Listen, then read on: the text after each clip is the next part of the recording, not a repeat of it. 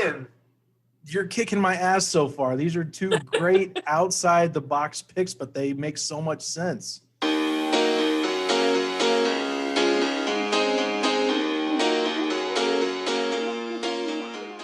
We are rolling. It is time for another episode of Cash's Top 5, and we have an interesting one today. I think this might be the first time where I'm still not totally satisfied with the final 5 that I have selected. But joining me today, fellow Warren Central alum, longtime bud, Matt Mendenhall. What's up, buddy? Yeah, it's good to see you. Good to chat with you. And I've flip-flopped back and forth on my list up until the last probably 30 minutes. So really up to the gun. Right? I'm excited to just go through it, dive into it. Yeah, absolutely. Yeah, it's been right to the last minute here. So I mean, I've got my notes, I've got my criteria, I'm ready to go. Well, good, man. Well, go ahead and tell everybody. You know, we've got such a difficult time ranking our top 5. What are we going to be ranking today, Matt? Yeah, so we are ranking the top 5 movie villains of all time, and I guess that you can leave that to whether they're the greatest, they're the iconic, our favorites. I mean, that's, I guess, up to interpretation. So, yeah, the favorite versus best all time. You know, there's probably some underrated that are going to make our list. Hundreds, if not thousands, to choose from. I'm curious to see if we do have any crossover. You know, I believe there's a lot of fan favorites out there. I know you're a movie buff just like I am, so we have plenty of files to kind of sort through to remember which one's our favorite. I had to do some Googling to be like, okay, I want to make sure I don't forget anything. Maybe there's a movie I haven't seen in a while. I'm like, oh yeah, definitely got to recognize that. Definitely took a lot of more research than usual to get to the 5. I'm still, again, like you, not completely done, but we'll see. Yeah, I mean, like you said, you could literally go genre by genre and still have a very solid top 5. And to take that and condense it into one 5 was complicated for me, very stressful. I told you before, I've lost some sleep over this list, so just trying to put it together. Well, let's kick it off, Matt. Who do you have in the number 5 spot? We'll say our favorite villains of all time. Who do you got at number 5? Sure. Okay. That works for me. So number 5, I have Regina George from 2004's Mean Girls. Wow, man. I was not expecting that underdog deep cut for a pick. That's great. Yeah. I mean, she kind of cracked it in the last, little bit. I think for me and, we went to the same high school. I'm not going to bash anybody went to high school with. I didn't experience that, right? But I know of other people who have experienced that type of a character, and they have psychological stressors for the rest of your life, if you have dealt with that type of a character. And for me, she was just, from the jump, took a very vulnerable Katie, played by Lindsay Lohan, and just molded her into this 2.0 version of herself. And then at the end, blamed everything on her. So that's why I had to include her in this list. That's a fascinating pick. And I just realized something. Maybe there's something to being quotable as a villain, that there's kind of a lasting power with that, because one of the more quotable movies of all time and characters, Regina in Mean Girls, I mean, to this day, even people outside of our age group that was kind of the target demo for that movie when it came out, outside of that, older, younger, quote her and that movie still all the time. Oh yeah. I mean, one of my, favorite quotes, and we're watching it recently because trying to dive this list down, Chrissy, my wife, that she's quoting right next to me, not even really paying attention. And so that's exactly what you just said. It's a very quotable film, and she's a large part of that. Regina George is. Wow, man. Regina George, you're kicking it off with such a great pick. Wow, that's really good. My number 5 for you is a little darker, I think, than Regina, depending on how you look at it. Some may wonder why I have it as low as I do. Some probably rank it a little higher. But for me, my number 5 is the Joker, Heath Ledger from The Dark Knight. Okay. when you talk quotable, why so serious? You want to know how I got these scars? I mean, he's just got a ton of them. He won the best supporting actor Oscar for it for a reason. I remember it was a big deal when he was first cast as the Joker. Everybody thought, oh, that's so dumb. The guy from 10 Things I Hate About You, like, what's he going to do? And then there's a little bit of a lore behind it. He kind of locked himself away, and he was, there were rumors about how he might have been going a little crazy because of the role. And then he unfortunately passed away before the movie was released in 2008. He died in January, came out in that summer.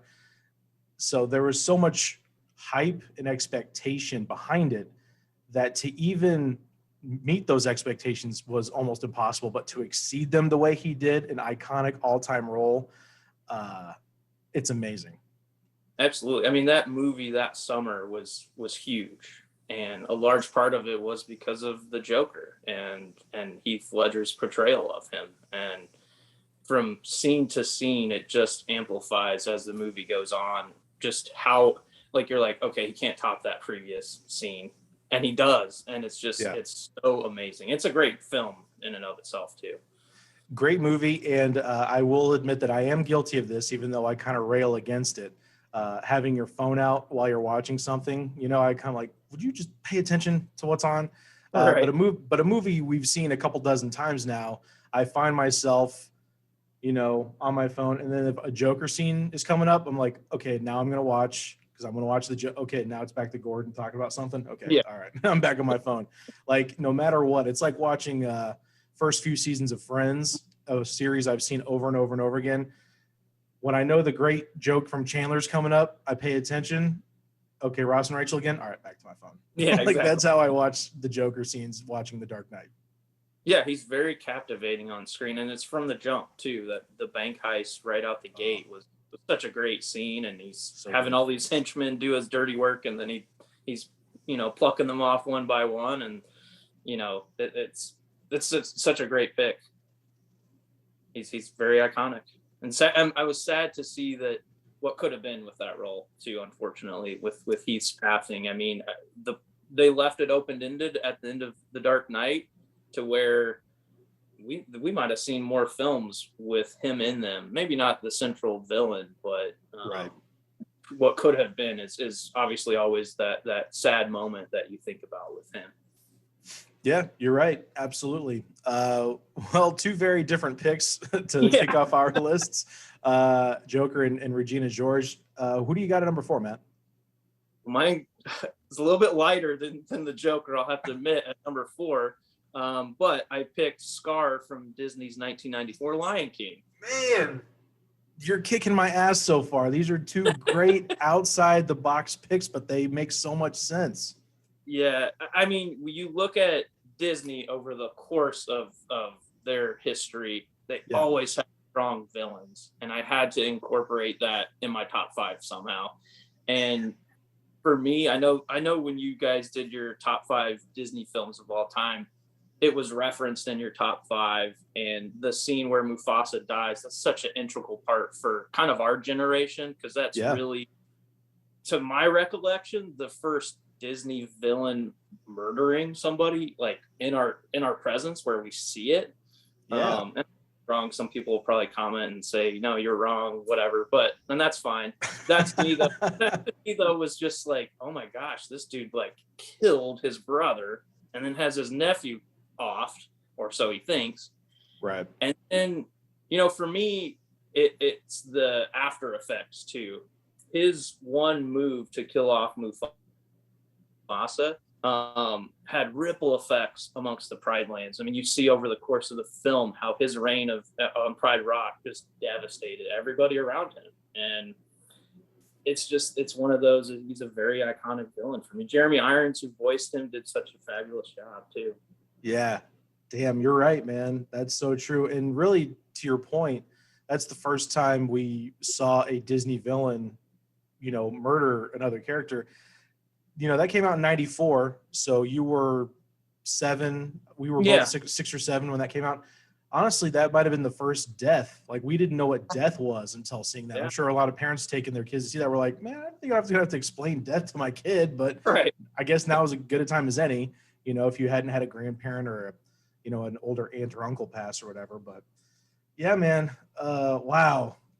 Regina George and Scar. You know, I don't have it. We'll do honorable mentions at the end, but I just Yeah. a real quick plug, and I apologize if you have her on your list, but Ursula from Little Mermaid, if we're talking Disney villains, Yeah.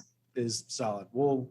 If she reappears, we'll talk more into that. But my number 4 for you is more in the adult realm as opposed to the kid realm.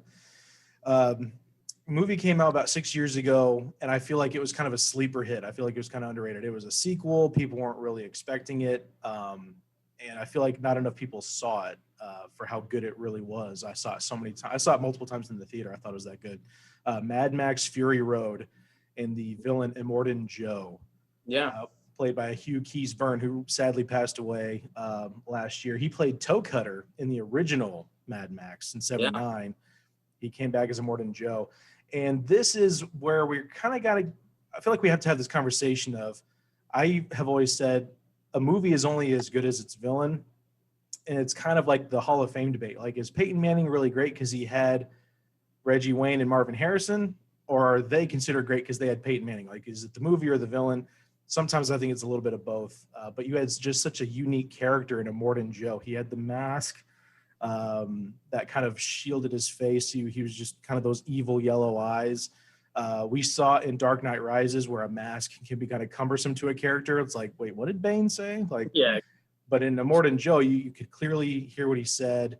This huge hulking character. He's got his plastic military garb on. He's in these crazy vehicles. I mean, it's just an amazing movie in my opinion. But just mediocre, you know, just the way he commanded the control over those people and how he'd shut the water off to deprive them. I mean, just pure evil, just not a great dude. And they just made him look cool. You know, it was just an overall, what a weird, interesting, bad character. Great villain. And I have to admit that did not cross my mind. Again, it's just one of those things we talk about. Like, there's just so many awesome things.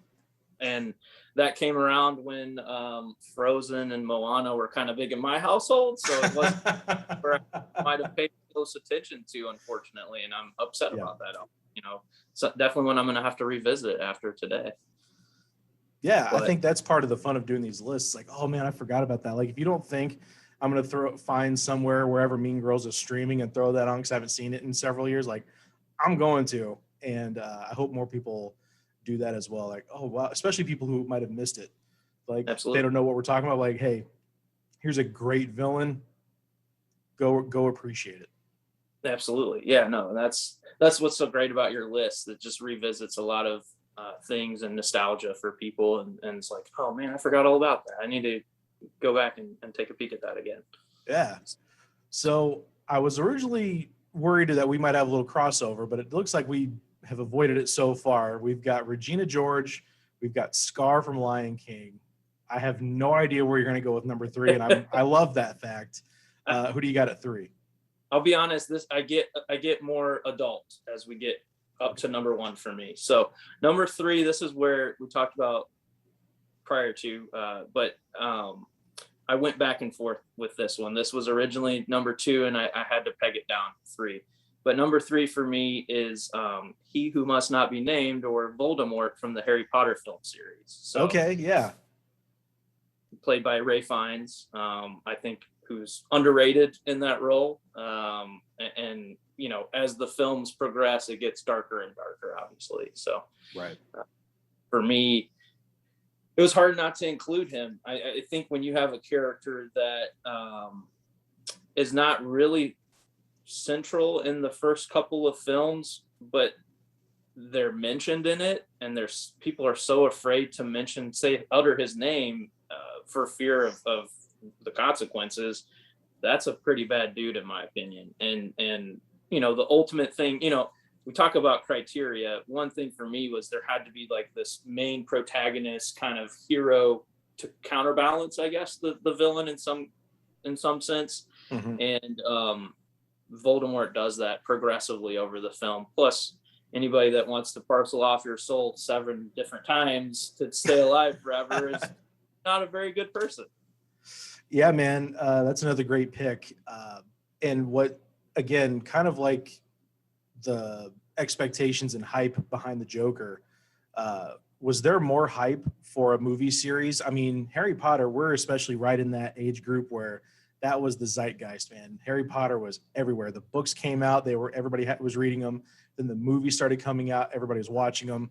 And we'd been for years, you have these pictures in your head of what these characters look like and just how evil can you make this character on the screen as that he's been described in the books. And I think Ray Fiennes absolutely nailed it. I think they made the right look. It's a little bit of a bummer now when I go back to reread the books, because now I don't have the original versions in my head anymore. I have the movie now, which isn't a problem, but I remember what I used to think Hermione looked like in my head and what Harry looked like. But they did a great job, and the terror that the characters have. And I think that speaks to how evil that character is and how well they portray it, how evil Bellatrix Lestrange and some of those other Death Eaters, the Malfoys, how afraid they are of he who must not be named, really speaks to just how bad that character is. You don't even want to utter his name. That's how evil. No, I wrote down Voldy for your 3. I'm like, I don't want to write out the whole thing. Like, no. Like, say it 3 times or whatever it is. So yeah. It's like you gotta, not say it. But yeah, no, that for me, that was number 3. So I had Joker, Immortan Joe. My number 3 for you. I don't know. I was surprised when I was doing my Google research just to make sure I was kind of covering all my bases, how often this character actually came up in lists. I thought this was going to be kind of an underrated, a more personal choice because I just love the character so much from the movie. But apparently a lot of people, critics or fans, whoever, appreciated the role. But again, another Oscar-winning role, 2001 Training Day, Denzel as Alonzo Harris. Yeah. I mean, quotable. King Kong ain't got nothing on me. Yeah. You don't really sure, is he good? Is he bad? You realize he's actually just completely working out of desperation. He has only loyalty to staying alive, nobody else.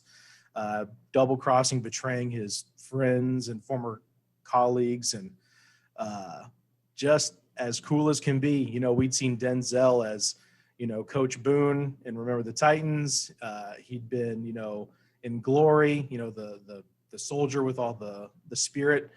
And now he was a villain, I think, for the first time, and in a big way.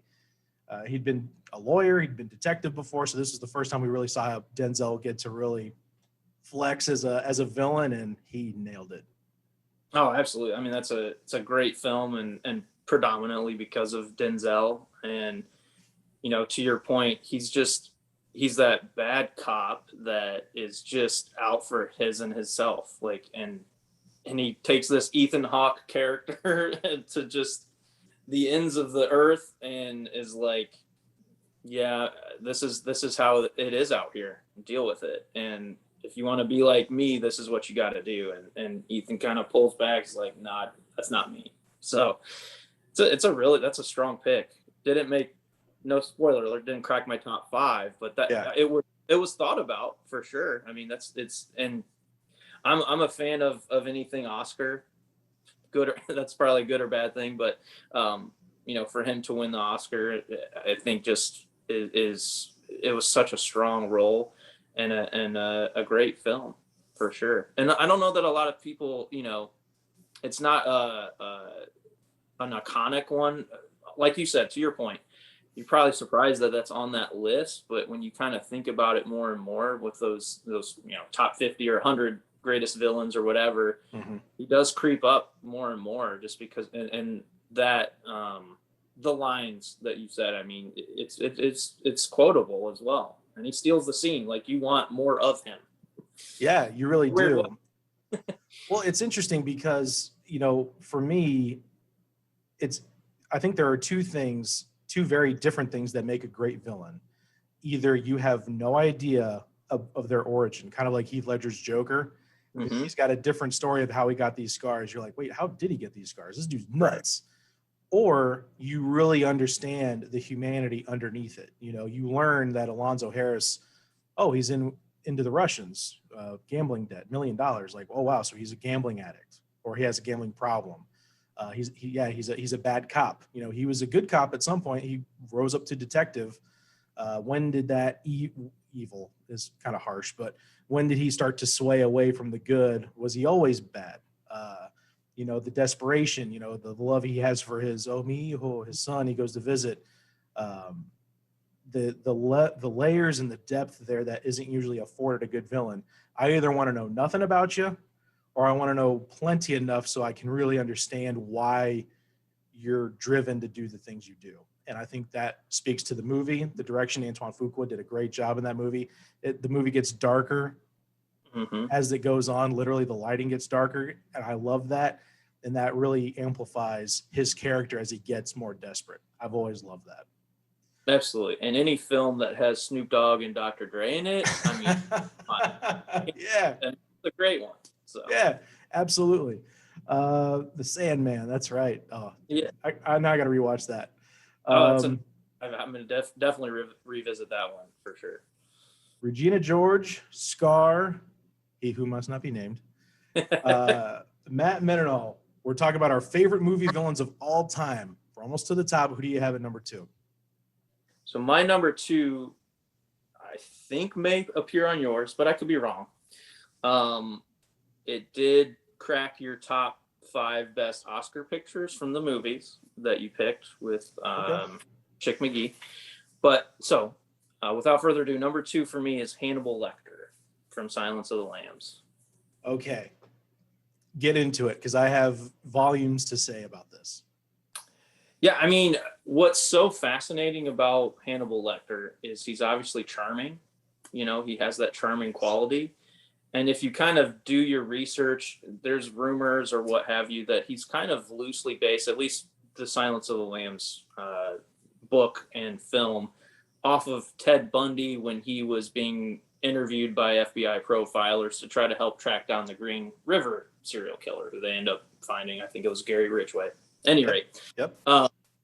So for me, it was like, okay, that's a realistic approach to a villain, right? That's somebody, they're based kind of loosely off somebody, but also how he kind of gets into Clarice Starling's head, and she divulges more and more information about herself. It's that whole quid pro quo that they do talk about, where it's like, I'll give you more if you give me more.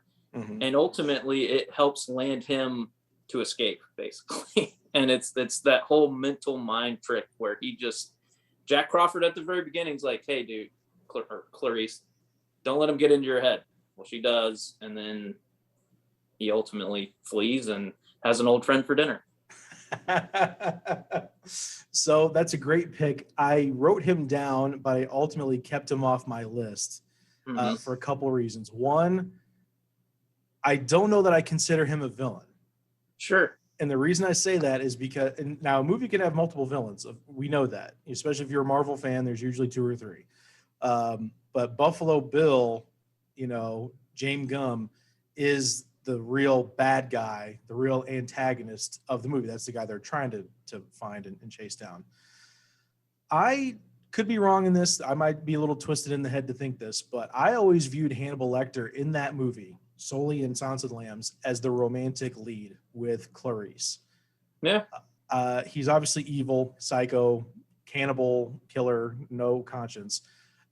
But he, for whatever reason, respects or has a love or some sort of, I don't know if it's romantic or if he can even have experience romance, but there's something that drives him to kind of protect and help and steward Clarice. And he's fine being captured. You know, this older man, he's been captured however long he's been there. He meets Clarice. She kind of titillates him a little bit. And now he makes it a point to, this is when I'm going to make my point to escape. You know, she kind of ushered that in with like, hey, we're going to get you out of here. We're going to kind of give you this phony trip or whatever, or we're going to relocate you or whatever. But I think he chose that moment to, I'm going to get out of here so I can continue to protect her as she's in this dangerous job. He never goes after her. He's still crazy. So when it comes to villainy, I don't know that I can picture, or I don't know that I can classify Hannibal Lecter as a villain when Clarice is our protagonist, if that makes sense at all. No, I toyed around with that as well. Originally, he was not in my top 5, but as I did research, watched some movies, I'm like, he's a part of the film just enough to where you're like, I want more. Yeah, But like, if you get more of him, it might ruin that, right? Or tarnish that role. 100%. For me though, I took it, and again, this is what's so great about your top 5s is there's all this dialogue and back and forth, and it's all great, right? Thanks, man. For me, I felt like he was offended from the jump that Jack Crawford is sending some student to talk to him, and so he's just like, well, screw that, I'm gonna just mess with you guys and get what I want at the end. So that's kind of how I Okay. it. It's all Yeah. based on interpretation. I could see that. That's why that's such a great movie, because you can watch it so many different ways and get so many things back from it. Yeah. And not to take away from Ted Levine as Buffalo Bill, I thought that was a great villain. That was a really good, like, this dude's nuts. Absolutely. But perhaps biggest snub for not winning an Oscar might be him, if you look back on time. true. I mean, yeah, especially because all the fanfare went to Anthony Hopkins as Hannibal. And what's really cool about that, because I go back and forth. I obviously have some issues with some of the Oscar winners throughout history and what should have won and who should have won or whatever. But, Silence of the Lambs came out, I want to say February of 91. You're right. So for them to win Best Picture, Director, Actor, Actress, all, because usually all your heavy hitters come out September, October, so they're fresh on voters' minds. But that came out just after the Oscars from the previous year happened. So all that way and still sweep shows just how strong of a movie and those performances were. Absolutely. I think people were probably had a hangover from Dances with Wolves, because that's what won previous year. Like, okay, that's too long of a movie. We got to switch this up, and this is the best movie of the year. So we're just going to go that route. Although it was Beauty and the Beast, I believe. So,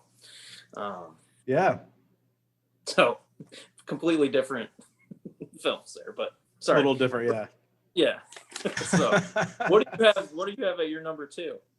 My number 2, this was one I debated on because it's weird. A character went from being number 2 on my list to off the list. It didn't get knocked down. And I have my reasons for that. But my number 2 is Leonardo DiCaprio, 2012, Calvin J. Candy from Django Unchained. If you're just looking at a historical context of what's the worst thing that's happened in American history, I mean, what's the national shame in slavery in the United States? We're going to take a handsome leading man, heartthrob. We're going to make him the face of the ignorance and the evil that happened.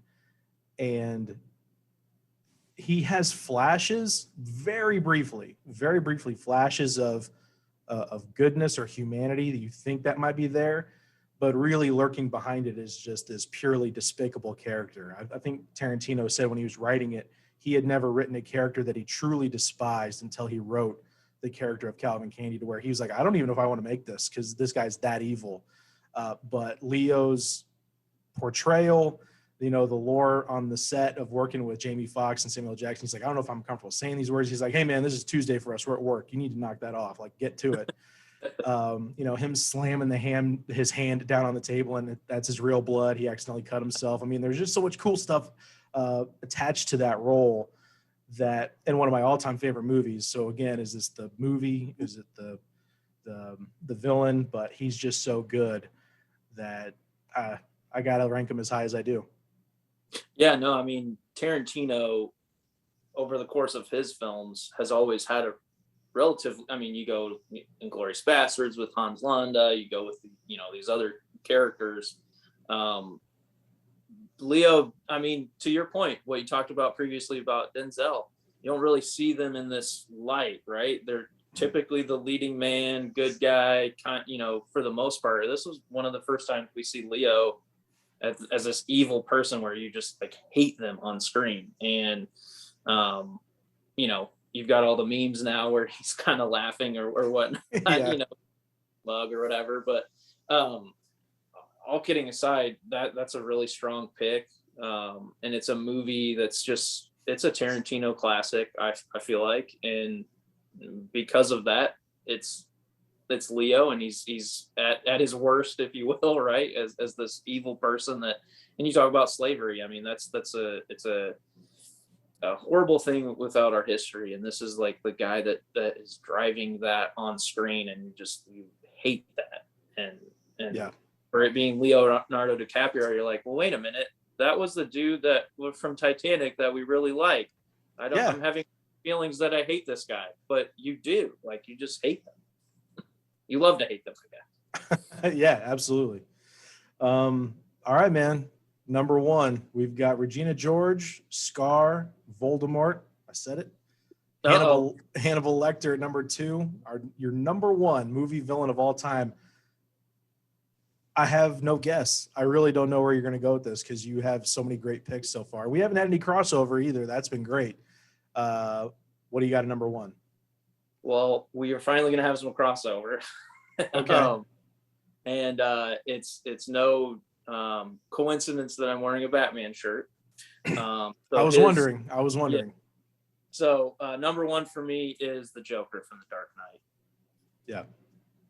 And I had to hold back what I was saying when it revealed it at number 5 for you. But I mean, for me, it was never a question for him being number one when I was putting this list together. Somebody that truly from the jump is like, I'm just going to create as much chaos as I possibly can. And the line where he's talking with Harvey Dent, Two-Face in the hospital, and he's like, I'm just like a dog chasing a cart. I wouldn't know what I would do if I would catch one. Right. Yeah. I mean, that's the Joker. He is just chaotic. And you know, another thing for me, and I know we're kind of going backwards here, the criteria thing for me when I'm putting this list together was they had to be like their own boss, right? Like they had to they're making their own decisions for why they're so evil, I guess, if you will. There is nobody more sick and demented in my mind than the Joker, who is like, has no recourse, no remorse, just, and totally self-propelled. I mean, absolutely. It's all just him.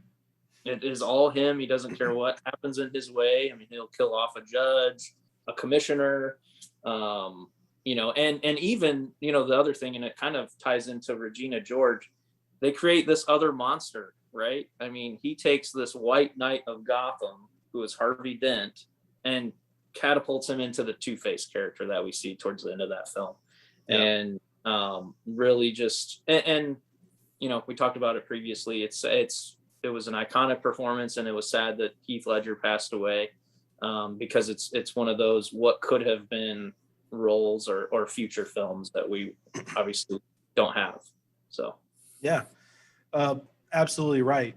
Just a couple of things to that. It's interesting that part of your criteria was being kind of self-propelled. You know, you're not being directed or told, or you know, it's kind of your own volition that you're going to do this evil, bad stuff. Which is, again, I said I picked Calvin Candy. The character I thought about having at number 2 was Hans Landa from Inglourious Bastards. And then towards the end of that movie, you realize, oh, he's just kind of for hire. He's out to get his and make money. So that kind of, I don't want to say cowardice, because the fact that he still chose to do those things and have all those people murdered, pretty evil. But the fact that he was just kind of waffle like that annoyed me a bit, and the fact that he is just for hire, and you can't really have a character who's rubbing elbows with Hitler and Goebbels and all them and him be your villain. So I think the villain in that movie is just Nazis. So that's why I pulled back on that. But another thing that was just so insane about how great that portrayal for Heath as the Joker, can you imagine anybody, like, let's just say they were going to make another Forrest Gump, right? Based off Tom Hanks's Forrest Gump, who would take that on? Who would portray? So for Jack Nicholson to be top billing, to launch the bat, I mean, it really was him. Nobody wanted Michael Keaton. It was kind of the precursor to Heath being, really, he's the Joker. Michael Keaton was a B movie comedian, not really a huge name. So they got Jack Nicholson top billing. He was the star of that movie. Iconic Joker role, was really great. So for Heath to even take that on with having all the doubt of him having, the guy from A Knight's Tale, really, and then having to step in the shoes of Jack Nicholson's Joker and to do what he did with it, I'm sure we'll see it again in some form or fashion, but I just don't know when, because that is as impressive as it gets.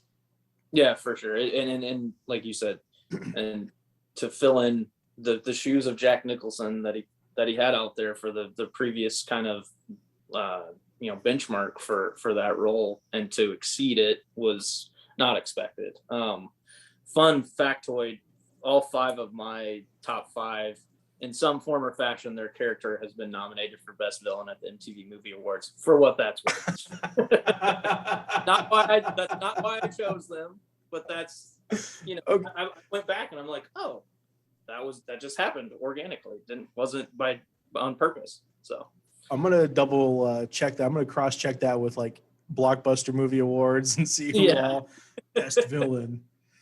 That's hilarious. Okay, Joker at number 1. Okay, so my number 1 for you. I had Joker at my number 5. Immortan Joe from Mad Max. Alonzo Harris, Training Day. My number 2 is Calvin Candy from Django Unchained. My number 1 for you, and when you said that you had a pick from a movie that I had on my Best Picture list, I thought you were going to go this way, not Hannibal Lecter. No, I know where you're going. It's No Country for Old Men, 2007. Javier Bardem as Anton Chigurh. Remember I had said, I either want to know enough about you to where I care and I understand the humanity of why you do what you do, or I want to know nothing about you. You're just a psychopath. Chills, goosebumps when he's on scene. The scene in the gas station with the clerk at the cash, at the register. How much have you lost on the coin toss? And he's just kind of slowly eating the peanuts, and he leaves the wrapper, and man, just totally insane. You don't know what's driving him. He's just doing a job, but no conscience, no remorse, full throttle ahead, but at his own pace. He's not in a hurry, but nothing's getting in his way. And the creep factor, the awesome factor, the Coen brothers obviously put a great movie around him. I don't know. That's my number 1, man. No, that's a solid number 1. It was one that is an honorable mention for me, not to spoil that, but and the thing is about that character, how it ends, the film ends, you're like, that dude's still out there causing chaos and wreaking havoc, in the fictional sense, right? But still, like, that's what's so captivating about a character like that. It's very polarizing. And I love the Coen brothers. I love their filmography, and I love what they do. I took a class in college where we read their books that were kind of the source of some of their films. And this character is it's probably their most iconic character that they've brought to life on the screen. And obviously, like you said, Javier Bardem wins the Oscar, rightfully so, for that film, or for that role. Mm-hmm. It's like you said, you have no idea what's going to happen next with this dude, and he leaves it up to chance with a coin flip, and it's just the haircut though was like, okay, dude. That's part of the creep factor. You're like, yeah, oh, this dude is nuts. Yeah, it'd be weird if you had it like slicked back, or like kind of spiky hair or whatever. The haircut. And I think he even commented on it. He's like, he had to wear like a hairnet or something around set to keep that in place. So, I mean, that's a solid pick at number 1. It didn't make my cut. But like I said, Coen brothers, they do a phenomenal job. And dude, we could do a top 5 of our favorite. Sorry, go ahead. Oh, no, go ahead. What were you saying? We could do a top 5 of our favorite Coen brothers characters. There's so many great ones to choose from, Yeah, that could be another. Yeah, that's Anton Chigurh kind of rising to the top of that. He is the villain. Some of the others wouldn't necessarily be a villain, but It's just so good, man. So who would you say, and this is kind of not necessarily along the villain line, but for me, why it was hard for me to kind of pick him, if you will, based on some of my criteria. Again, it was kind of just on my, my perspective, I guess. Hmm. Who would you say is like the hero in that film? Not saying that there has to always be a hero, but because Josh Brolin kind of fades out pretty quickly, and then Tommy Lee Jones is kind of, and for me, and kind of the backdrop of it, I guess, if you will. So I don't know, who would you say is kind of that alter, I guess, protagonist, if you will. That's a really good question. I don't know that it has one. And that's part of the reason why it kind of bothered me when that movie came out. It was kind of polarizing. People had a problem with it. They're like, they didn't understand the end, that little soliloquy by Ed Tom Bell, Tom Lee Jones' character. It just kind of opens. I think there's just this as real as it gets kind of story. There's a Mexican standoff, there's money, this hunter just kind of happens upon it. There's the psychopathic killer. So as real as that can be, Mhm. I love that it's not a formula. There's not an introduction, and then there's a good guy and a bad guy, and then there's this tussle, and then the bad guy ultimately loses at the end, and then everybody kind of rides off into the sunset. People, and I'm being one of them, like, I love seeing original movies. Just last night, I saw The Suicide Squad Uh-huh. in theaters, and it's insane. It's one of the most crazy movies I've ever seen, and I'm sure there are people going to be like, I don't like it because it's not something that they're used to. And No Country for Old Men, I think you just get a little snapshot. I think they just kind of zoom in. We watch this story of these different characters in this world, in this box, kind of coexist, and then we just kind of flash back out. Shiger just kind of takes off in the car. We're like, well, did he get away? Did he die from the injuries? I mean, is he still out there? What happens to these characters? Uh, I don't think that there's a protagonist, and if there's no protagonist, maybe there's not an antagonist. So maybe Sugar can't necessarily be considered a villain, which would be interesting as a criteria choice. I don't think there is one, and I think that is part of the lure of why I love that movie as much as I do. Yeah, no, that's a great take, and I'm not taking anything away from. I was just curious what your Yeah. thoughts were. It's funny you say that. The ending, people are like, "What is that?" I saw that in theaters like several times. One of the times was with my mom, and she hated it, and she's like, "What the heck was that?" So I mean, but there was a lot of people that were like, eh. But Anton Chigurh is a very iconic character and has to be in the discussion for sure. Absolutely. So I'm sure we both have a long list of honorable mentions that didn't God. quite make the list, and this is where we will probably have more crossover than before. But who just rattle off a couple that you got there towards the top of the list. Didn't quite make the top five. Yeah, so Anton Chigurh was one of those, for sure. Absolutely, was part of the discussion, or putting this list together. Another one for me goes back 80 years, was Wicked Witch of the West. Um, you Good know, one. probably one of the first villains a lot of people have really ever encountered on screen. I would think. Mm-hmm. But we might, if you kind of look into Wicked and all that stuff, you might know a little bit too more. But and then another one for me was Hans Gruber from Die Hard. I thought Alan Rickman was just amazing, and Yep. it just didn't make the final cut for me. I mean, you're talking icon status, man. Wicked Witch of the West, Hans Gruber. I mean, those are cultural touchstones. People know who you're talking about. They can quote it. Sometimes people quote, they don't realize what they're quoting from, and it's from that. I had a couple of picks that didn't quite make it. Kevin Spacey's John Doe from Seven It's a good one. was the creepiness. I mean, not a lot of screen time again, and there was some kind of cool stuff to that. He wasn't promoted at all in the promotion of that movie when it was being released. Nobody knew he was in it. He wasn't in the beginning credits. He didn't have to do any press for it. Nothing. People had no idea. So when it finally is revealed and they have the backseat conversation between him and Pitt and Freeman, I just remember seeing that. I might have seen that a little too young. Like I might have been 10 or 11, that's a dark movie. But I just remember being enthralled with how good the acting was. I mean, I just remember thinking, That was one of the first movies. That movie and Good Will Hunting, 95 and 97. So right there in that sweet spot. For the first times I was watching a movie, I was like engrossed. Like, this isn't acting. These guys are real.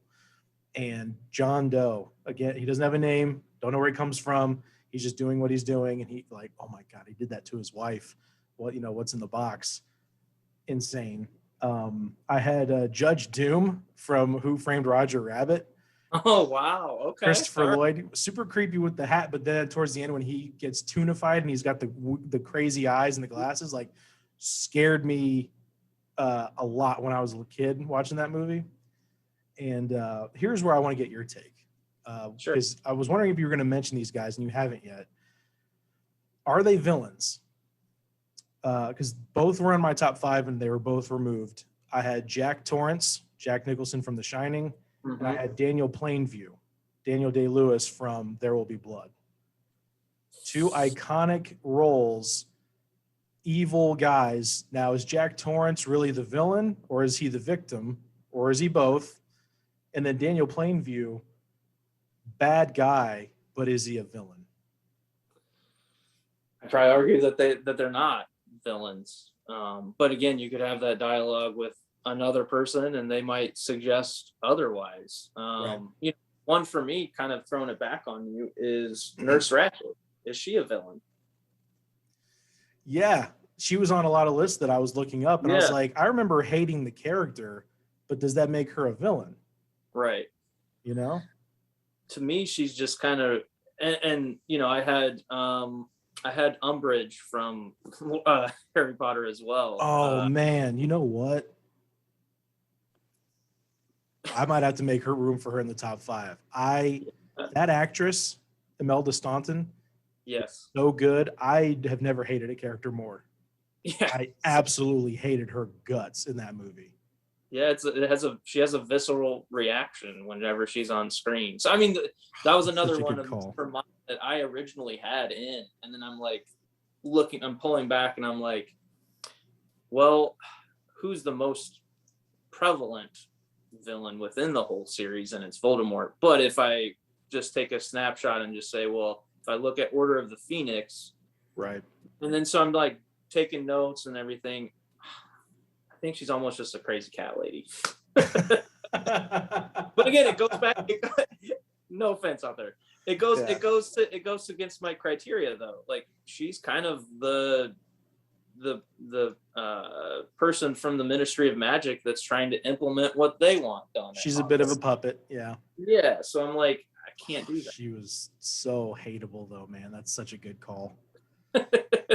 But that's about what I had, man. Did you have anything else in the honorable mention list? The only other one, and again, I didn't want to put like real life portrayals on there because was Joan Crawford from Mommy Dearest. I don't know if you've seen that one, but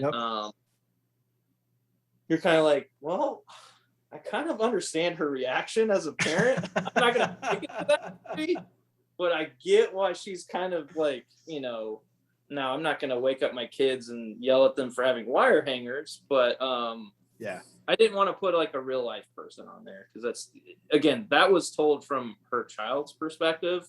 Mm-hmm. If you kind of, look into historical things, a lot of Joan Crawford's friends have said, I never witnessed that. So is that a real take or not? And that's why I ultimately didn't throw her in my top 5. Good call, though. I like a lot of our picks. I'm pleasantly surprised by the ones I was not expecting. Yeah, same. Some great ones. This was a lot of fun. Matt, I know you and the fam are pretty active in the indie scene. You're working a lot. So what do you have going on? Where can people find you? All that good stuff. Yeah, so I'm active on the home building side with Lennar Homes. So if you're ever looking for a new home, just hit me up. We'll try to put you in one best we can. The other thing is, and it's on a more serious note, and I appreciate you doing this. It's been a lot of fun. My family and I unfortunately recently experienced a death by suicide, and it rocked our world. And first of all, I gotta say thank you so much for your support during that time, Adam. That was huge. And you sent some flowers, and that was amazing and unexpected for sure. So we appreciate that. Of course. But So one thing that we're doing though is the Out of the Darkness walk for suicide prevention in September, and it is on September 12th at White River State Park. And there's more details. It's let me find the website here. It is the American Foundation for Suicide Prevention. So if you look that up, you know, plenty of time to either donate or join a team. It's all for a great cause. It really is. I was in radio for several years, and we were out there, and never something you think you'll have to deal with or ever want to deal with, but the people that put that on and the people who are helping others really do an amazing job. And so I appreciate you sharing that. And absolutely, Matt, this was a lot of fun. I appreciate you joining for the top five. I think we picked a really great one to do a first one. I'd love to have you back on Absolutely. for another Yeah. one. There's no shortage of top fives to do. So Absolutely. I'd be more than happy and honored to do another one with you, and appreciate as always your great work with this. This has been a lot of fun and something I've looked forward to. So thank you. right on, brother. Cool. We'll do another one, and yeah, we'll see you soon, bud. All right. Sounds good, man. Thanks.